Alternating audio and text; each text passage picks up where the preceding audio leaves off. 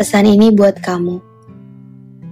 Pesan yang harusnya sudah saya kirimkan bertahun lamanya, tapi nggak juga saya lakukan karena saya nggak mau buat kamu bingung. Mungkin kamu nggak begitu kenal saya, atau mungkin kenal cuma kamu nggak pernah melihat ke arah saya. Tapi buat saya kamu istimewa. Kamu istimewa sampai akhirnya saya putuskan untuk menyuarakan ini buat kamu. Waktu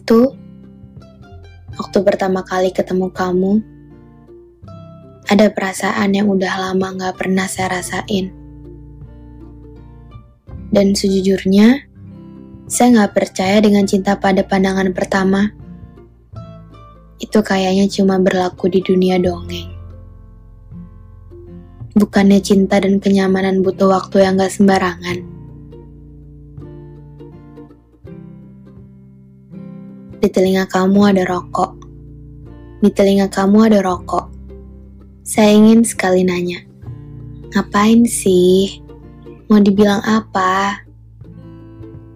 Tapi belum sampai saya tanya, kamu ngomong duluan. Mbak, antri juga. Saat itu, detak jantung saya berlari lebih cepat dari biasanya. Mendadak lidah saya kaku. Padahal kamu senyum juga enggak. Hati emang gak bisa bohong. Ada beberapa jenis perasaan yang bahkan kita sendiri gak paham. Perasaan yang di luar kendali manusia. Dan setelah sekian lama, perasaan itu lahir lagi di kamu. Awalnya, saya kira semesta mendukung. Pertemuan pertama itu berlanjut ke episode-episode yang baru. Pokoknya lebih mudah dari yang saya bayangkan. Saya jadi manusia paling bahagia ketika itu. Kamu kasih saya warna baru. Warna yang belum pernah saya punya. Warna yang melengkapi cerita saya. Sampai ketika kamu jatuh cinta. Sulit sekali menggambarkan perasaan saya ketika itu. Mau sedih, tapi kamu bahagia. Mau kamu tahu kalau saya sedih, itu lebih berbahaya.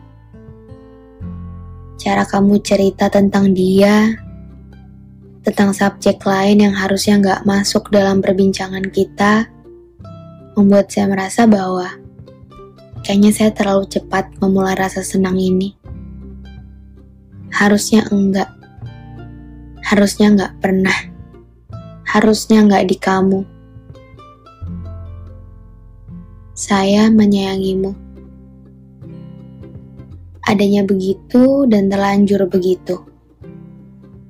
Sampai saya gak bisa bedain mana yang menyakitkan dan mana yang mendewasakan. Bukankah sedih dan bahagia akan sama rasanya kalau kita udah ketemu orang yang pantas buat menyakiti?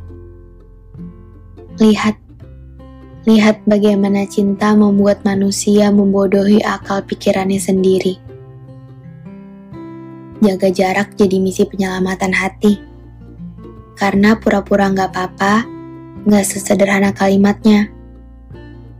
Kamu mungkin akan dengar kalimat saya senang kamu bahagia dari mulut saya yang kadar bohongnya 1000%. Atau mungkin saya gak lagi bohong. Mungkin tanpa direncanakan, bahagiamu sudah jadi prioritas saya ternyata.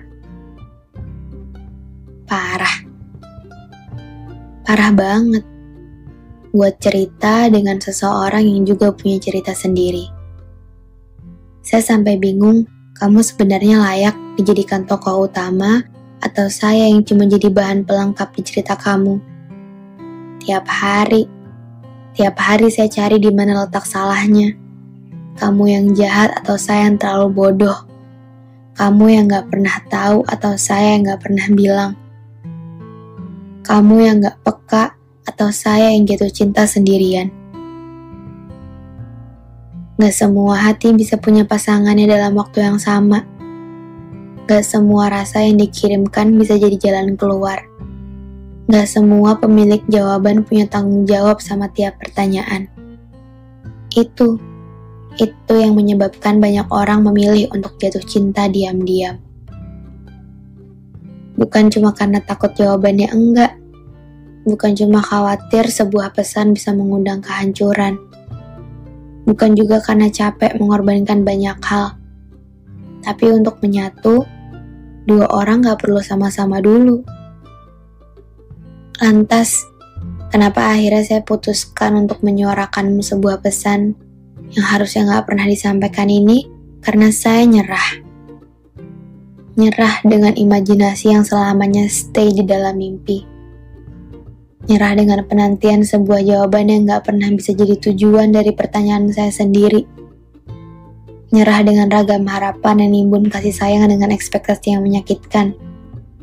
Mungkin maksudmu tidak menyakiti, tapi dengan menyayangimu, saya akan terus menyakiti diri saya sendiri.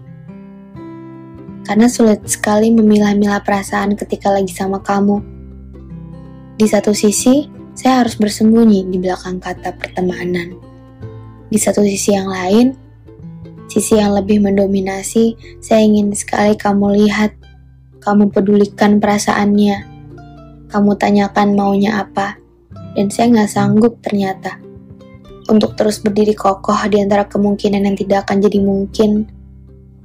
Untuk waktu yang saya buang cuma dengan dosa-dosa bodoh berharap kamu selesai dengan orang lain, itu gak benar. Perasaan ini udah gak lagi menyenangkan.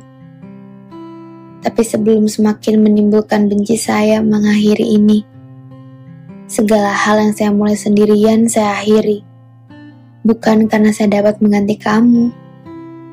Bahkan ketika pesan ini diciptakan, saya terpaksa membelenggu hati saya sendiri supaya nggak manja. Supaya nggak melulu mauin kamu. Karena cinta yang saya punya udah nggak sehat. Jangan khawatir. Kamu akan tetap jadi tokoh favorit saya. Tokoh istimewa yang sebanyak apapun saya tulis cerita yang lain, tetap gak ada yang bisa gantiin kamu.